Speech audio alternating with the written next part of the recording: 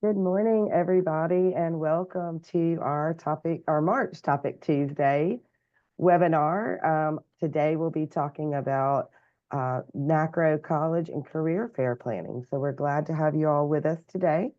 As we begin the process of everyone jumping in for the webinar, we want to launch a poll and answer some question or ask a question here. But first, we want to go over a little bit of housekeeping during this presentation. Because it is a webinar, we cannot see or hear you, but please feel free to use the chat or the Q&A at any point. So we will be monitoring that and we'll be responding to your questions along the way. So like I said, we want to drop a poll question here. So our poll question today is, what is the biggest challenge that you have when planning for a college or career fair? We have a couple of choices here. Choosing the right date, time of year, finding the right location, inviting college and career reps, promotion of the college and career fair, or preparing your students to have meaningful interactions during the college and career fair. So y'all let us know.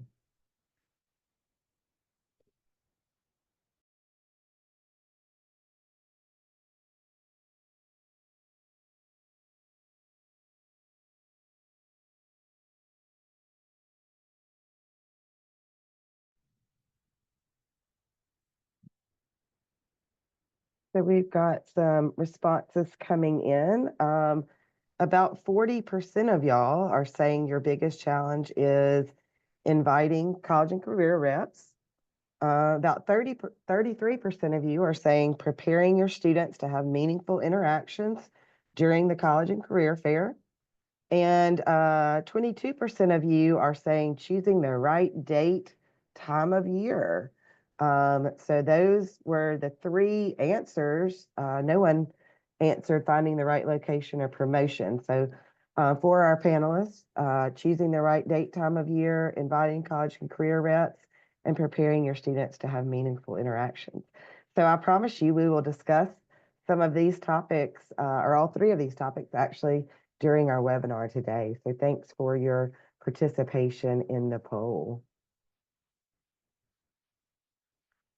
Right.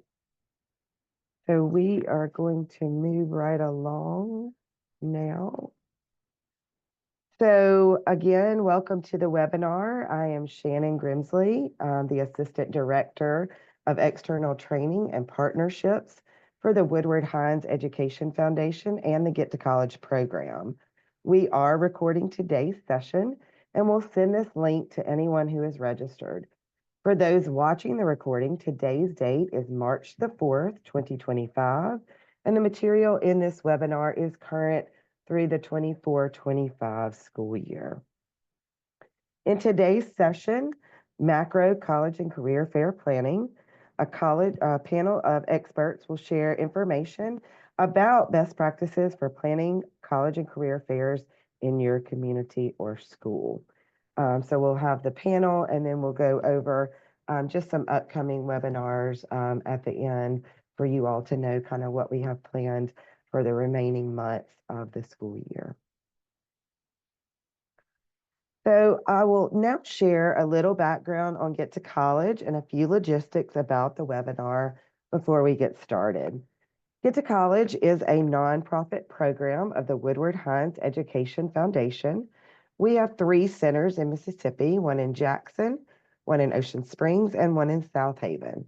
And we help parents, students, and high school counselors with all aspects of college planning and financial aid. And all of our services are 100% completely free. In our centers, we offer personalized college counseling appointments where we can tell students when to apply for admission and scholarships, help them fill out the FAFSA, the free application for federal student aid, and we also advise on essay writing and interviewing. So I will be hosting today's panel, and then my coworker Chelsea Williams is also here today, and she will be monitoring the Q&A and running those logistics on the back end today. So we are glad that y'all are here. And again, as we mentioned, we cannot see or hear you, so use that Q&A and that chat feature during the webinar, and we'll be monitoring, responding to your questions. So I would now like to introduce our guest speakers for the day. Our first guest speaker is Judd Williams. Judd graduated from Mississippi State University in 2014 with an alternate route teaching license and degrees in English and philosophy. He taught 9th and 10th grade English before returning to higher ed to work as an admissions counselor for Mississippi State in the East Central area of the state. Judd has since completed his master's in teaching secondary and serves the Office of Undergraduate Admissions at MSU as Assistant Director of Recruitment and Events for North Mississippi. Judd has served with MACRAO in a college fair planning capacity for a little more than 5 years and in the role of president since April of last year. So welcome, Judd. Our second presenter is Annie Watts. Annie currently serves as Vice President of College Fair Coordination for MACRAO. She also serves as the Assistant Director for Mississippi Recruitment at the University of Mississippi. Annie lives and works regionally in Wiggins, Mississippi. She has been working in higher education for 5 years and loves the opportunity of networking and building relationships with personnel across the state of Mississippi. Annie is thankful for this opportunity to partner with Get to College, and she is excited to work together with you all to provide enhanced opportunities for Mississippi students. So welcome, Annie. We're glad to have you today. Our third presenter is Alyssa Cooper. Alyssa graduated with her Master's of Education from Blue Mountain Christian University. Alyssa started her career as a classroom teacher and department head from 2018 to 2021. She taught in both public and private schools in Mississippi and Florida before moving home to Corinth, Mississippi with her husband to take a position in the admissions office of her alma mater, Blue Mountain Christian University. She worked as an admissions recruiter for 2 years before being promoted to the Director of Enrollment Services for Blue Mountain. Alyssa is currently pursuing her Executive Educational Doctorate in Higher Education Leadership through the University of Georgia, graduation pending May 2027. She was elected in March of 2024 to serve as the Vice President for Conference Planning for the Mississippi Association of College Registrars and Admissions Offices, MACRAO, and will serve in this role through 2026. You got just a little bit on your plate, Alyssa. Yeah, just a little bit. All right, so welcome. We're glad to have you today. All right, and our last but not least, our last presenter is Jenny Hurt. Jenny is the Assistant Director of Recruiting at Northwest Mississippi Community College, an adjunct business and first-year experience instructor, and the president-elect for MACRAO. As a recruiter and enrollment specialist, Jenny helps students step by step in the admissions process, educating them of program opportunities, financial aid, and scholarship opportunities that are available. She is also the advisor for a group of student leaders and recruiters called the Northwest Pathfinders. Prior to her current role, she worked in the Northwest Foundation office as a fundraiser and event planner. She has also served as a fundraiser, event planner, and volunteer coordinator for 14 years at a local nonprofit that serves adults with intellectual disabilities. An active volunteer in her community, Jenny volunteers at the Bedore Center, the Community Foundation for Northwest Mississippi, and is a board member for the Senatobia Main Street Board and at many Northwest events and committees as possible. Jenny has created and facilitated numerous training programs that focus on leadership and team building at her institution. She is a graduate of Northwest, the University of Mississippi, and Delta State University. So welcome, Jenny, and welcome to all of our presenters.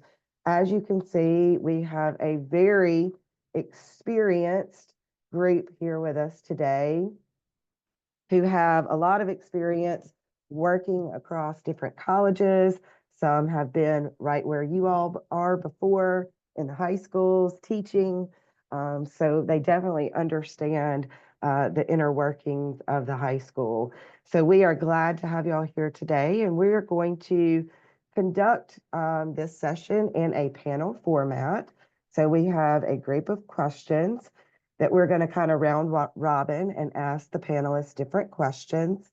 So we are going to go ahead and start with your current president of MACRAO, Judd Williams. So Judd, first set of questions, we're going to be talking all about MACRAO. We want our audience to know and understand what this term is, MACRAO, and what that means. So how many organizations are current members of MACRAO, and what are you doing to gain traction and membership with career vendors in the state? Yeah, thanks, Shannon, for all those introductions and for Get to College hosting this webinar today. So just to kind of give a little bit of background of what MACRAO is, for those of you that are not familiar with the acronym, we all know that we love acronyms in education. So MACRAO is the Mississippi Association of College Registrars and Admissions Officers.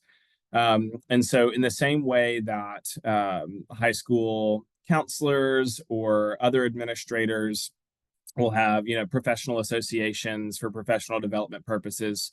I know that there's a couple of those professional development organizations for counselors in the state of Mississippi.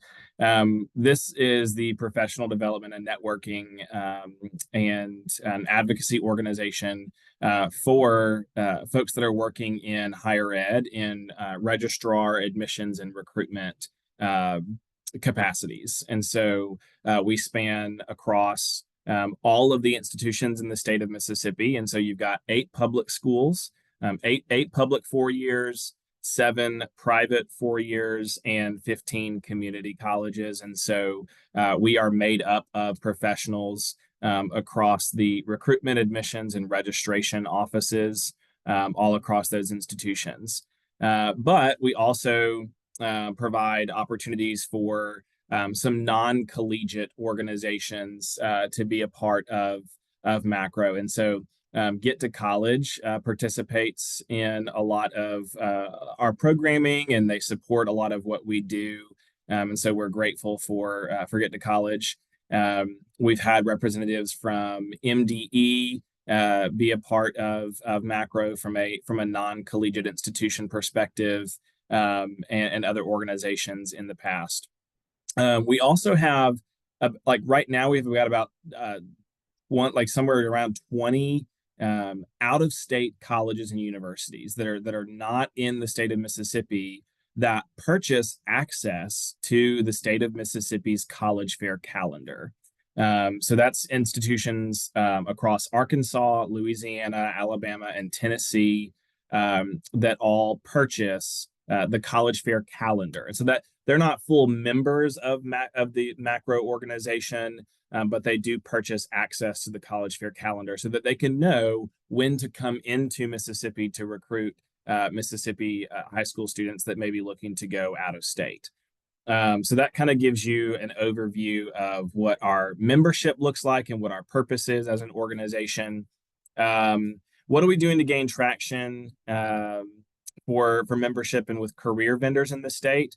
So our conference is coming up in July for, again, our membership and folks that are invested in this higher education world of registration and admissions.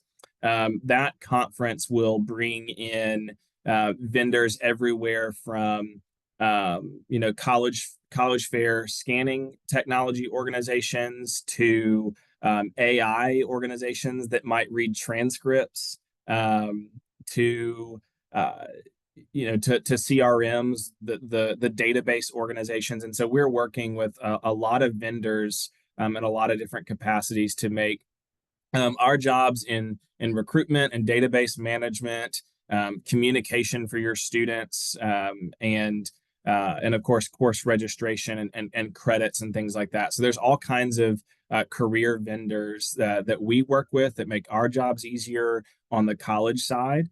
But we know that from a college fair perspective, a lot of industries and businesses are also interested in speaking with your students in the context of college and career fairs. And so while we don't necessarily have any of those industries, like let's just take Taylor Machine Works, for example. Taylor Machine Works may show up at a college fair, but they're not necessarily a college or career fair, but they're not necessarily a part of MACRAO. We want to organize college fairs in such a way that the colleges and universities and industry partners throughout the state of Mississippi can all equally have, get that exposure to students and tell them about the degree programs that we offer and/or job opportunities as well. So it's kind of an overview of like what MACRAO is and who we're made up of and what our goals are for for career vendors and industry leaders in the state. Perfect. So you've heard from your current president, so I'm going to bump it over to your future president, Jenny. So what does MACRAO have kind of planned for the future of the organization, and what are the statewide goals of MACRAO that counselors and career coaches could help y'all support? Sure. Well, MACRAO, I would say, is standing on its own two legs again after COVID. Things had kind of fallen apart, and we have a very involved and highly qualified board who are making changes for the better to benefit our members and students across the state of Mississippi. And so we have three major services that we provide to members, one being the statewide college fair calendar that Judd talked about. We're continuing to encourage district-wide college fairs that we're going to talk about in just a little bit, so that students are exposed to as many colleges and opportunities as possible. And so that calendar allows us to do that. And that's really where we need help from the counselors and career coaches, is that we need to get your dates on this calendar as soon as possible, so that we're able to have recruiters and vendors and all the people come and talk to these students. And so we also have, the annual conference, which is some really great networking opportunities for our members. There's some professional development opportunities, leadership opportunities. And then we also provide monthly newsletters and professional development opportunities for our members, different types of workshops, networking opportunities for enrollment management and registrar teams. And so the main one, I would say, is this calendar. And we're definitely trying to push for more district wide college fairs to make it easier on our recruiters and our members. We want to, again, try to showcase and give our students across the state as many opportunities as possible. Great. So I'm glad you kind of brought that up, because I want Alyssa and Annie in just a minute to kind of expound on that. So I'll start with Alyssa.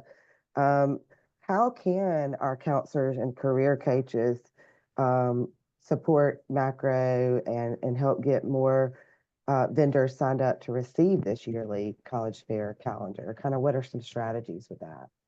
So I would say the biggest thing is just word of mouth in your communities, helping the career vendors that come to your college fairs each year to understand that your fair and fairs in their immediate area are going to be posted on the MACRAO calendar. And if they want to see those quickly and easily and make their plan for the fall or make their budgets for the fall, like I know Caterpillar kind of goes to all the different areas in Alcorn County and up in North Mississippi, Lee County, they travel all over and have a budget for that. So to just encourage them to make it easier to see the fair dates and to make their budgets for the fall, to sign up for being members of MACRAO to get the MACRAO calendar at your fairs. Let them know that your fair is a MACRAO approved calendar because it's district wide, and that there are others like that in their area that they can sign up to go to that will be the most beneficial for them. Perfect. Thank you so much. And Annie, I know this is kind of your realm with a calendar. So when is the calendar released, and why is it important for counselors to get their college fair dates to you before this release date? Yes, so we are in the process of working with our district supervisors. So within MACRAO in the state of Mississippi, we have district supervisors who are contacts, and you're reported to contacts that have responsibilities to reach out to the counselors and career coaches in their district across the state of Mississippi to make sure these dates are on our calendar sooner rather than later. We are hoping to have all dates on the calendar by May 1st. And so we're meeting next week and going to partner with StriveScan, like Judd mentioned earlier, just kind of getting those networks out there to be able to take the workload off of y'all. So really just making sure that we can work together with our website that's going to be released to you as well, and our calendar, to make sure we're working with our district supervisors to get those calendars or excuse me, to get the calendar updated and get those dates on the calendar sooner rather than later. We really just want to provide the opportunities for y'all to kind of have that workload off of you as well, and then just provide those opportunities for the students across the state, as well as focusing more on those district-wide college fairs and partnering with the colleges in your district, so the community colleges in your district and those partnerships, as well as even the high schools and private and public schools in your county. So county-wide fairs, district-wide fairs, and then also like community college-wide district fairs too as well. So really just kind of putting heads together, making new initiatives, and kind of working together to make sure we can provide all of those opportunities for the students and for y'all across the state. So really the sooner rather than later. So you should be receiving an email soon from your district supervisors to reach out for dates and all for the fall. So we hopefully will be releasing those very soon. And I'm just going to piggyback on that. As a former, many years ago, district supervisor for MACRAO, am I remiss in saying that if they don't get their dates into you and they have to drop a date in late, it would probably affect their attendance, right? At college fairs, like Judd was talking about, you have people from out of state who are buying their calendar and planning their travel around those dates. And so I would say get those dates in and try to stick with that date, because it's only going to help you, right? As a high school, have that attendance there. If you throw one in on MACRAO late, then that doesn't really benefit you or your attendance. So Annie, I'm going to stick with you. We're going to kind of move away from who MACRAO is to planning for the actual planning of these college and career fairs. So we'll start with Annie again, and kind of the fun thing is swag items at your college and career fairs. So what are the best approaches for the high schools to acquire swag items from colleges or for promotional or outreach purposes? And kind of what is y'all's view on that? Yes, thank you, Shannon. So as Shannon mentioned earlier too, we are all from different institutions throughout the state of Mississippi, so private, public, and community colleges as well. Most and some of us are regionally based with our work and what we do, so we travel on a daily basis. So we don't really have access to numerous amounts of swag and material with us on the roads. And so I don't have the benefit of being in Oxford on campus to go in my office and get more swag and material and all of that. So we really just encourage our counselors and career coaches to reach out to us. I know specifically it's different for each institution, but just send us an email if you're requesting swag or material, or you ran out, or you need, a pennant to post on your wall, or cutouts to put out just to advertise the schools and programs across the school as well. So just reach out to us, send us an email, and we will be happy to mail you some more information, mail you some swag, just different things like that. I know during a college fair setting, specifically when we have counselors and career coaches coming by and just taking things off of the table and then asking questions as they go along, I know y'all are doing your best to try to answer questions to get back to your students to provide them those answers as well if they're not in direct contact with us as recruiters and admissions counselors. But also that's taken away from our conversations from the students as well. So just kind of keep that in mind. We would be happy to send you as much swag and things as possible if we have that available on hand. I try to keep extra like pennants and stickers and stuff in my vehicle for those counselors and career coaches that come up. But again, sometimes we don't have the liability or, have the opportunity to have all of that information with us in those vans and vehicles. And I'm 4.5 hours away from Oxford, so I can't really get up there as quick as possible as I would hope. So we would be happy to send that to you. Just send us a quick email, and we'll get all of that information and material and swag to you if you need access to that. Yeah. And I would add a note to that. I would agree with and echo everything that Annie said. But also, one of the things that we noticed throughout the year is that we'll get swag request emails from students, and those will come in waves. So I would discourage having students send out mass emails to all of the colleges that they're interested in asking for t-shirts. We don't have the capacity for that. We can tell that your student is doing this for a grade, and we're unlikely to send anything. I don't think it serves or benefits the colleges, universities, or the students for them to send out mass emails to colleges and universities requesting swag or requesting t-shirts. A lot of us will give t-shirts if they come for a campus visit, and so there's other mechanisms for them to get the exposure than for the students to send out these emails, these mass emails that they often don't edit. So they'll they'll send an email to Mississippi State University, but they haven't changed in the body of the email that they're asking for a t-shirt from Kentucky. So it's like those kinds of things I would encourage. If you need swag for your classroom as a counselor or as a career coach, we're happy to oblige those types of requests, but swag requests from students, we're happy to engage with them, but maybe not those mass emails that they get for a grade or that they send for a grade sometimes. So great point. Thank y'all. I would say too, on that note, students coming by at college fairs and grabbing things off tables is not a good practice for your students to engage in at a college fair. So just remind them that what's on the table, if a college rep wants to give it to them, they will offer it to them. They shouldn't come by and just swipe that off the table. Again, former traumas as a former admissions counselor at college fairs. All right, Judd. Question for you again. What are the benefits of high school counselors and career coaches planning consolidated college and career fairs as a county or opting into attending provided consolidated fairs at local colleges?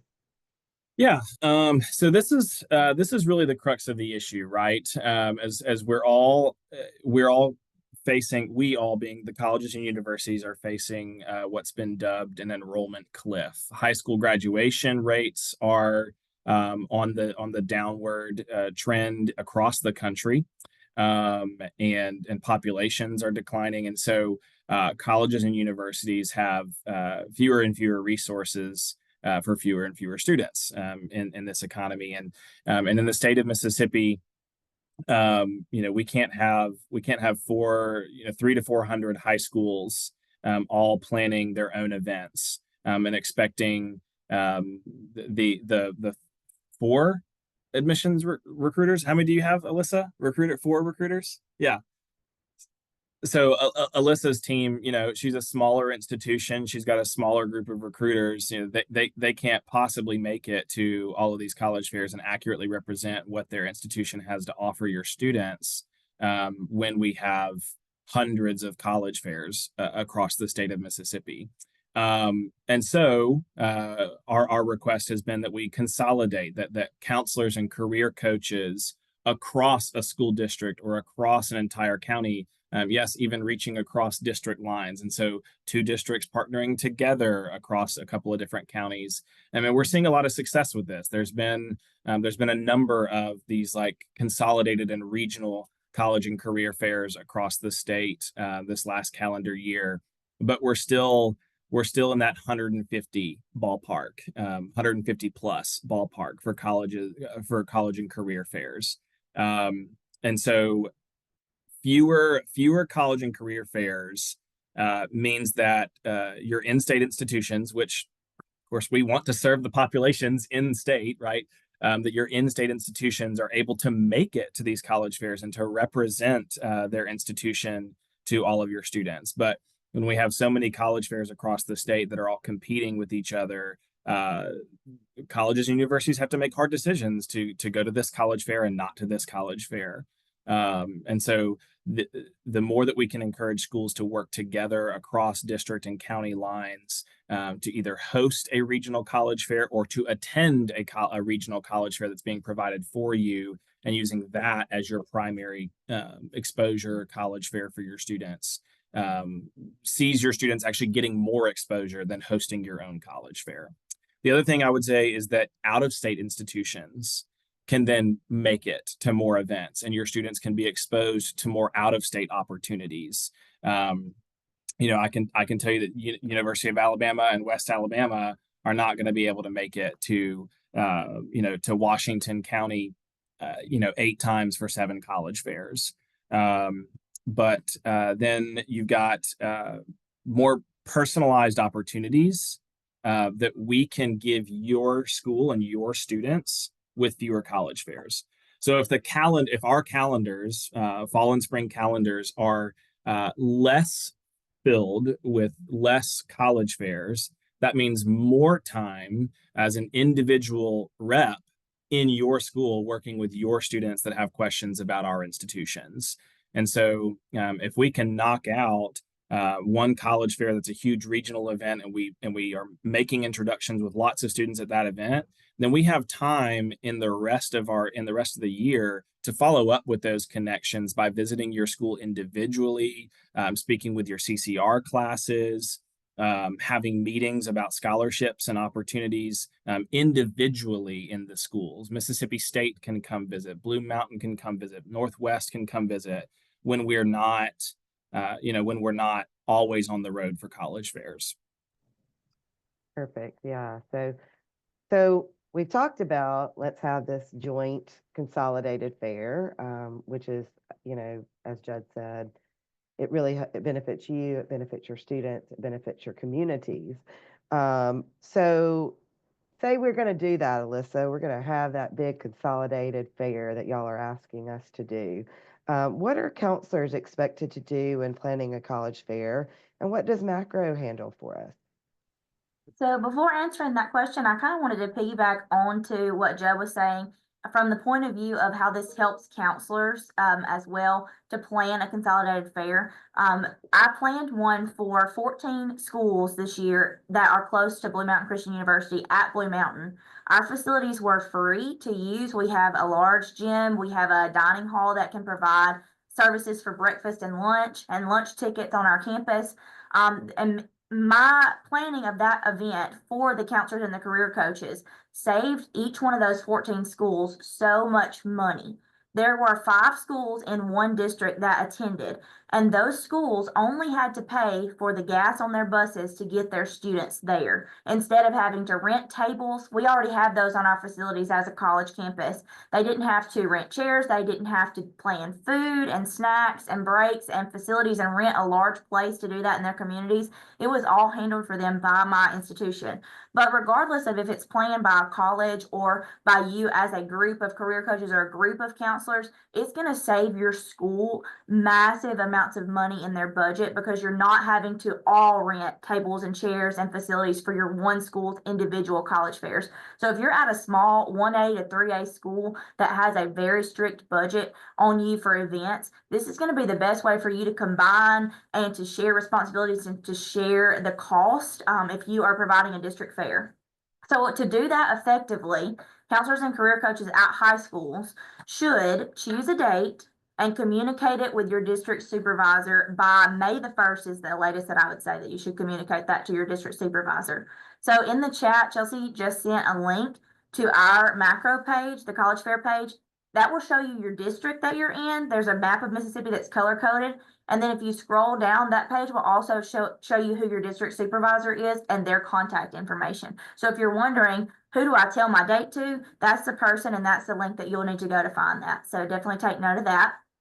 You'll also need to send your own invites because as Judd said earlier, we do have most of the colleges in Mississippi and other states that are members of MACRAO, but a lot of those career vendors that you want to come, like Toyota, Caterpillar, those kind of vendors, they are not yet members of MACRAO. That's kind of one of our big pushes, I think, for next year is to get you guys to tell what MACRAO is at your college fairs and get them all signed up to get our calendar.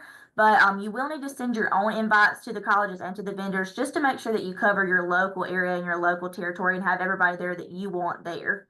Also, it's good to send an agenda and parking instructions to the vendors before, making sure to communicate the location of the fair, where to park, the times, and everything that they need to know to get there because some of these vendors are fresh new recruiters, fresh face right out of college, and this may be their first jobs. So just approach your vendors like that. I was thinking, all of my recruiters right now are 22 years old. Like they have never had a job, they've never traveled. They need you to be as clear as possible of where they need to come, where they need to park, and what to do at your fair. And then I would definitely say communicate changes in your fair dates and times to your vendors as well as district supervisors if something happens. I know in Jackson we had a lot of tornadoes last year, and there was a lot of fairs that were canceled and rescheduled and that were kind of lagging in that information on our college fair calendar. So I know I had a recruiter that showed up to a school and said, their fair is canceled and it is moved to next week, and I am 5 hours away. What would you like me to do today? And I was like, well, just come on back then. So definitely, if you have a change, communicate that to the macro district supervisor and to your vendor so that they know and are aware of the change. And then I would say follow the macro guidelines for your fair. We have created those macro guidelines and shared them with Get to College. I would definitely say if your fair follows those guidelines, it's going to be a really successful fair. You're going to have the right amount of time for each group, and your vendors are not going to be bored and antsy because they have one senior class of 50 students in there for 2 hours, causing mischief. I would definitely say that those fair guidelines have been laid out and researched and set to make your fair very successful. So those are kind of the 5 things that you should do to make it successful. Perfect. And we'll try to find that document. Chelsea, if you can be kind of maybe looking for that document on our website or on MACRAO's website, and we can drop that here as well. And we'll send that out later. So kind of, Alyssa kind of talked about big picture when planning a college and career fair. So I want to kind of get into some smaller pieces there. So Jenny, first question on the smaller pieces on that. How far in advance would you recommend that folks start planning a college and career fair? For this fall, I would say now. The sooner the better. And honestly, because of that calendar, I mean, again, like she said, our goal is to have everyone's dates on that calendar by May the 1st, but we know that that's not always feasible. But the sooner the better. The sooner you can call that district supervisor and let them know your date. If we've got a huge one in DeSoto County, we want to make sure that, we can help you choose another date so that, again, more vendors and colleges will be able to be at your fair. So we understand that some school administrations won't, give you a date or allow you to secure a date until the fall. And we know that's out of your control. So just as soon as you can, let us know, and we will make sure that it's on that calendar. I know with the poll too, several people mentioned that, finding people to invite to your fairs. And I would encourage you to reach out to your Main Streets, your economic development foundations. A lot of them have members too that pay to be a part of those organizations. And that's a great place to see, to start too, if you're looking for beyond colleges, if you're looking for some, companies, career opportunities for students. A lot of students are going the career and technical pathway instead of going to maybe a 4-year university. And so having some organizations and businesses from those lists may kind of help you to get some extra vendors at your fair. Perfect. Thank you. So Annie, what is the best location or venue for a college and career fair in your experience? Yes, there's lots of options, lots of opportunities to host fairs, specifically through your district or your county. But real quickly, I just wanted to piggyback off of Alyssa and Jenny and just reiterate that if you don't receive contact back from your district supervisor and you're having trouble reaching them to discuss a fair date or anything like that, we may have some different district supervisory changes within the next couple of weeks, so just be on the lookout for that. But I can be your primary contact, so please don't hesitate to reach out to myself, Judd, Jenny, or Alyssa. We work very closely together. Specifically, I know it's my main responsibility, but we're spread out across the state, and if we hear of a college fair that I don't have record yet on my radar or anything, we kind of just partner together and work. So please don't hesitate to reach out to myself or any of us if you're not hearing back from your district supervisor or they're not communicating with you in a timely manner. But specifically what Judd was saying about, those regionally based college fairs and having those district-wide college fairs, really it's kind of like a numerous of options. So on the coast, we had one the past couple of years that has started greatly in the spring and the fall. We're not having one this spring, but we have those at the National Guard Armory. So armories are really good locations for that. So we partner with them and those advisors there at the Armory. We've had even district-wide and county-wide schools rotate their high schools. So, if you want to, you know, have a chance to showcase to your admin and all, obviously, to show this huge college and career fair that you can organize and put on for these vendors and recruiters across the state, in state, and out of state. We've had high schools and private and public institutions that have rotated those institutions and those venues. So that's an option for y'all as well. Obviously, there's also an option to do, you know, a privately based college fair. So if you're wanting to do district-wide private schools and then do district-wide public schools or mix and mingle those, vice versa, that's also an option too.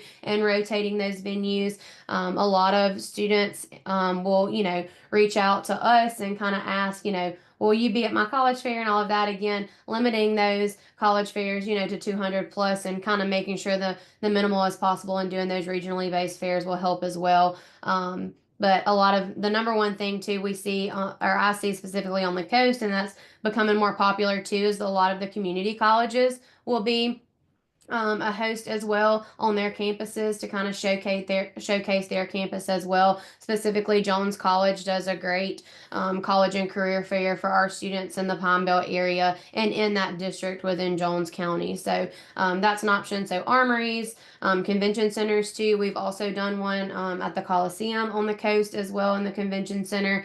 And then also just having the opportunity within your district and counties rotating at your schools. So gyms, we try to want to make sure that, you know, they have enough space. So try not to do hallways where it's crowded and, you know, you're in right behind and backed up against, you know, your partners as well. So making sure, you know, limiting the amount of, you know, noise and music and everything. So you're not having to yell over each other and yell over the conversations with the students, but really just having those open venues that are options for y'all to host those fairs. Great. Jenny, so one of the questions is that I've heard a lot is how can we make a college and career fair more engaging for students and parents other than just walking around, you know, picking up material off the table? What are some ideas that y'all have as MACRAO to make that more engaging? Yeah. College fairs can be really intimidating for a lot of students. You know, you've got some really outgoing students that don't mind telling you their whole life plan that they've got planned out. And then there's others that will very timidly tell you their name, you know? And so, and we get that there's all different types of students that you're working with and that we're trying to recruit.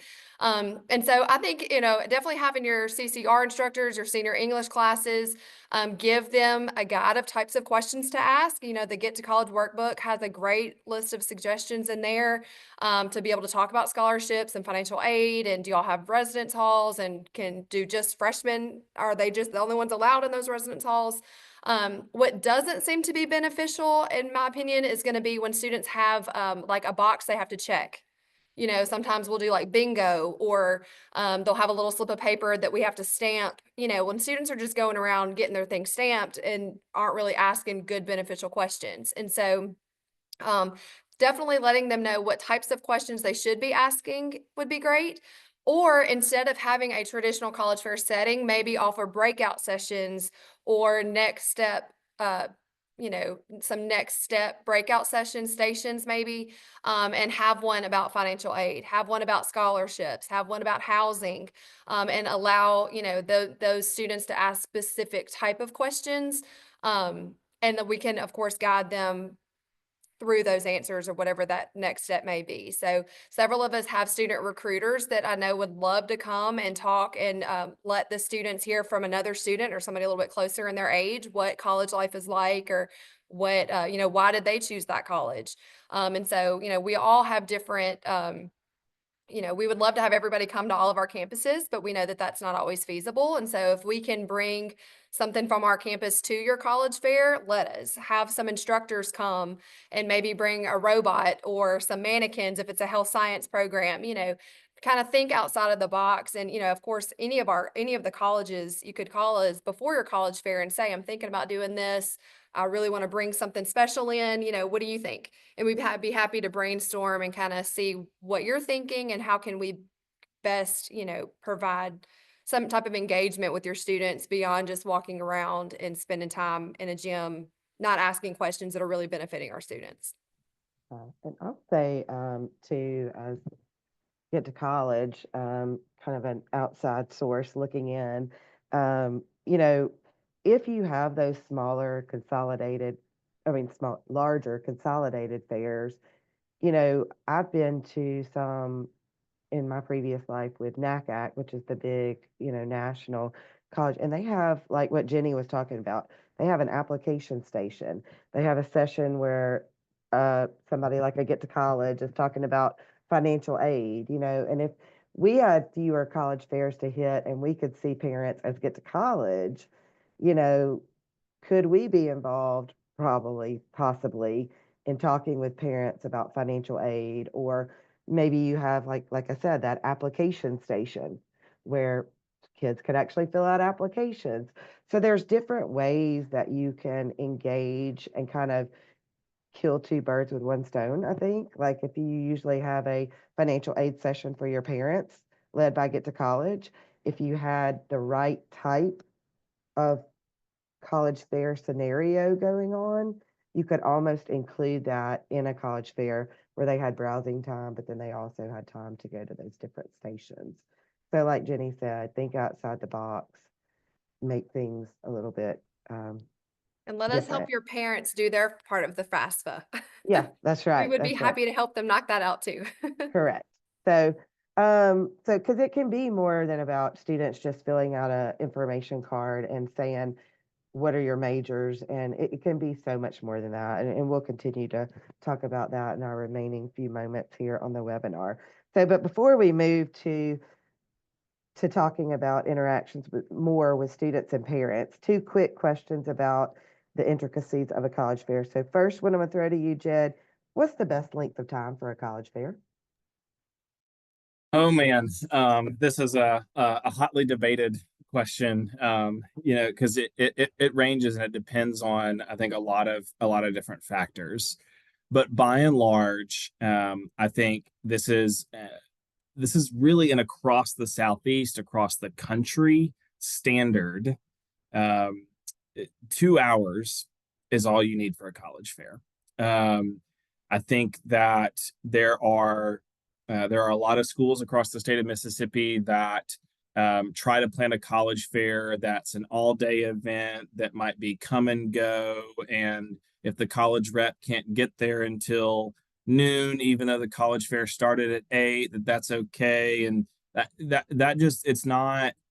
I think it needs to be a standard event that has a specific starting time and a specific ending time. The college reps know when to be there, how long to be there, um, and are able to see all of the students that they need to see within that time frame. And 9 times out of 10, 2 hours is going to work. Now, when we are talking about creating larger, more consolidated regional events, in the event where you do have a huge regional event, like let's just take, I know that Annie mentioned the Jones Fair a while back.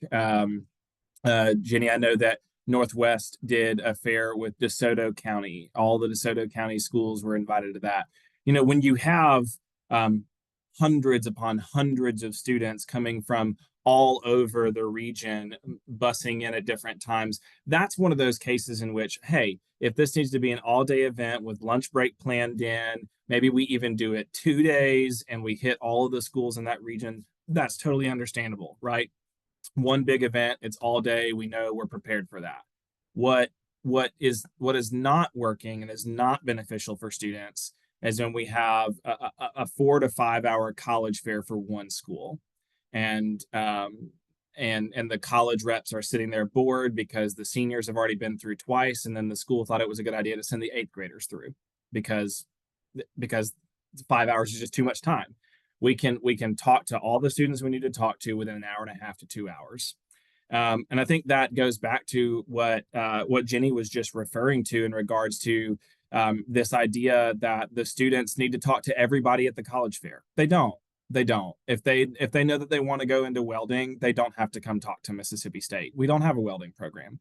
Could we talk to them eventually about a bachelor's of applied science after that? Yes, we can, but we'll catch them in that program later. And so the idea that we need to create incentives and bonus points and bingo cards for students to go to every rep at the college fair is more detrimental than in reality we're thinking it might be helpful.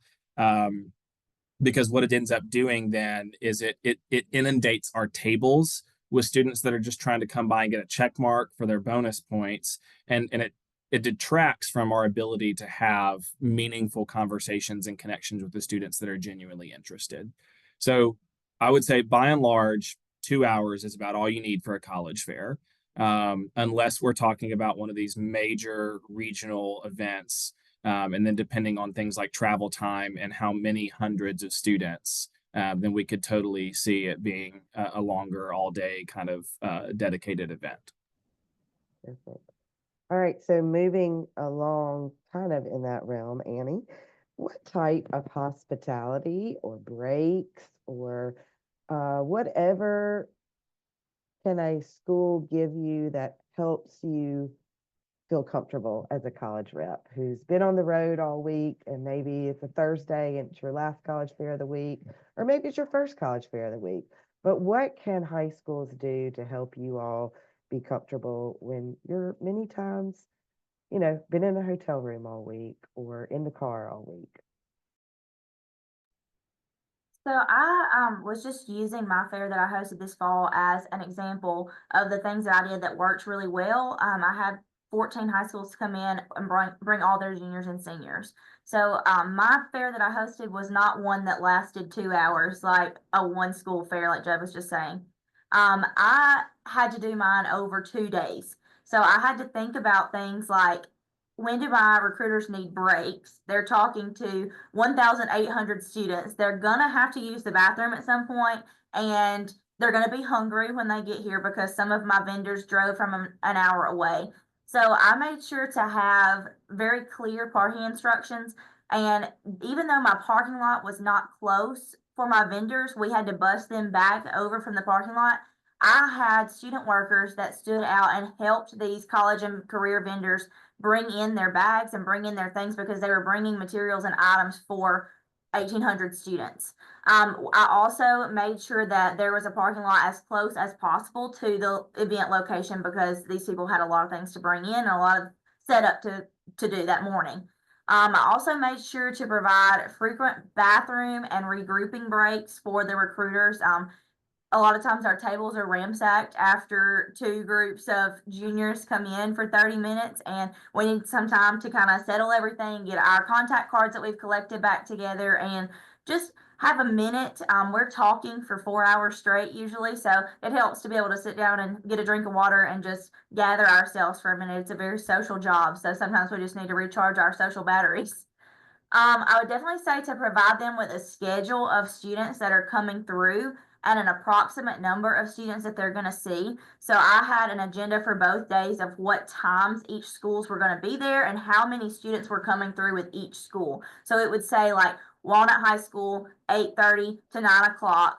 Juniors and seniors, approximately 100 students. So then they would know how many students they're going to see during that time, how much material they needed on their tables, and they could just be prepared. And then they could see vendor break, breakfast break, lunch ticket attached to your agenda. They knew what to expect for the whole day, so it eased a lot of their anxiety of, well, do I need to go to the bathroom now? Is there another group of students coming in on top of me? My table's going to get ransacked because nobody's standing there.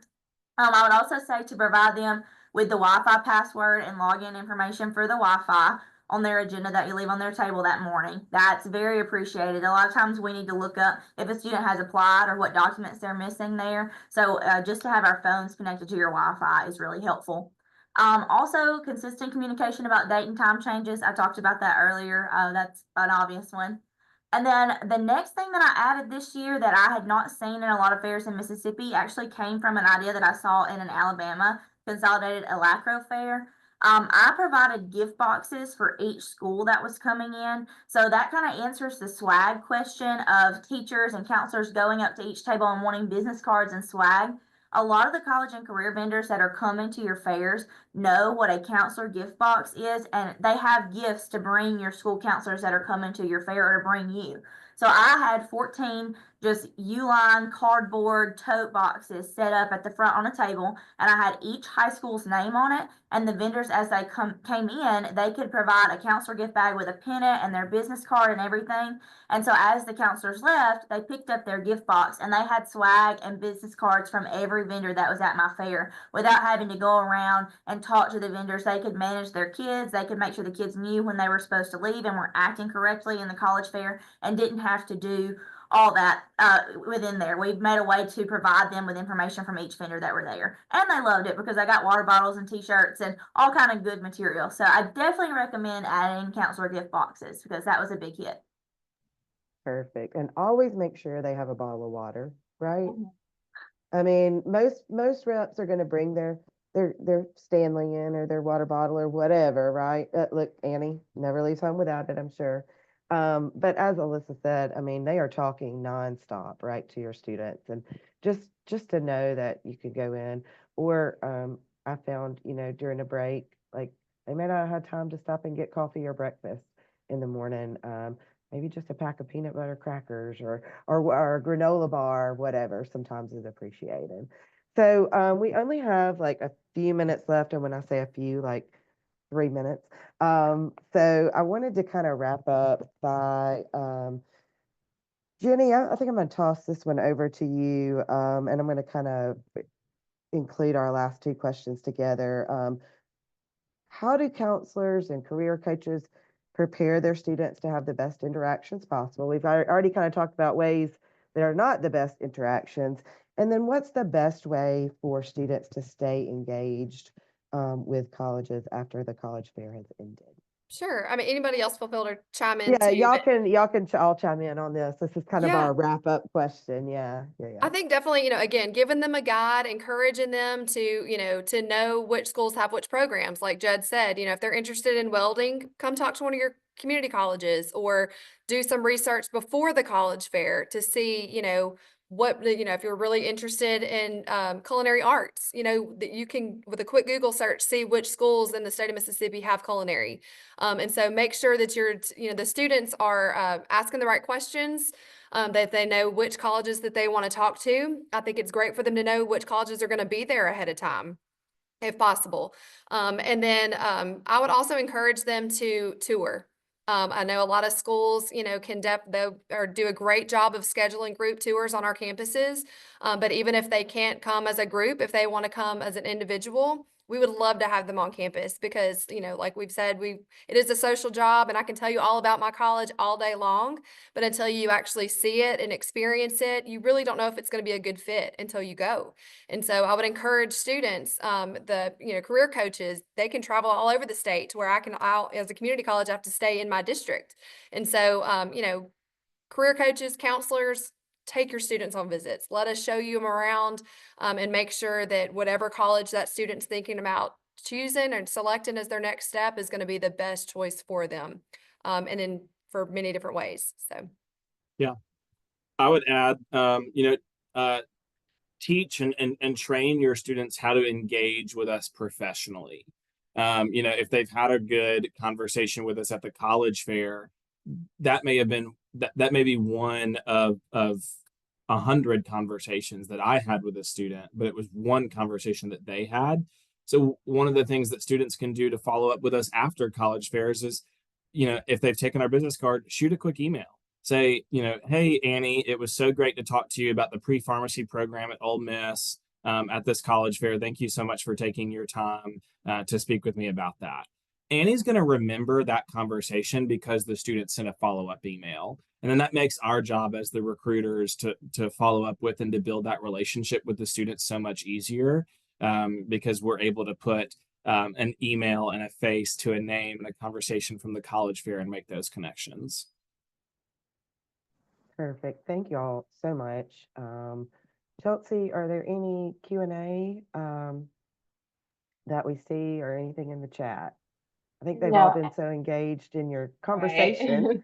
Right. Also wanted y'all to know that, like I said, we wrote a blog on our Get to College website about hosting a College and Career Fair will also drop all of this information that MACRAO gave you all. They have a website. Use that website. We'll put all that on the Get to College website as well, so that you have that information there as you begin to plan by May 1, right, everybody? Get those dates in by May 1, and let's see what we've got going there, and let's make our MACRAO leadership their job a little bit easier. So as I said before, I was once myself a district supervisor in MACRAO. It is a thankless job, probably most days, right? It's something that these guys are doing in addition to all the other responsibilities that you heard they have on their plate on a daily basis. So we appreciate you all stepping up in this leadership responsibility and helping our students across the state. So just a few last minute wrap up details here from Get to College. We wanted to let you know that today was our 8th session of our Topic Tuesday series, so we should have 2 more. So stay tuned for our next Topic Tuesday webinar, which will be on Tuesday, April the 1st. And during this webinar, you will hear from a national expert about best practices in advising your students post-affirmative action. We will continue this webinar series throughout the rest of the spring. And if you participated in 5 webinars, you'll have the opportunity to apply for 0.5 CEUs. And if you've participated in all 10 webinars over the fall and spring, you will have the opportunity to apply for 1 full CEU. And we'll get that information out to you in May after the final Topic Tuesday. So these remaining webinars for the spring semester, the last one is going to be on supporting student parents. And these are both listed under our educator header, and then select Topic Tuesday under the events section. And while you're there registering, please check out all the other resources for you and your students listed under the educator tab. We're done with all of our virtual training opportunities for the spring, but there are some online training opportunities for you there under that educator tab. So again, if y'all have any questions, feel free to contact us. I believe all of these folks from MACRAO, their emails are on that MACRAO website.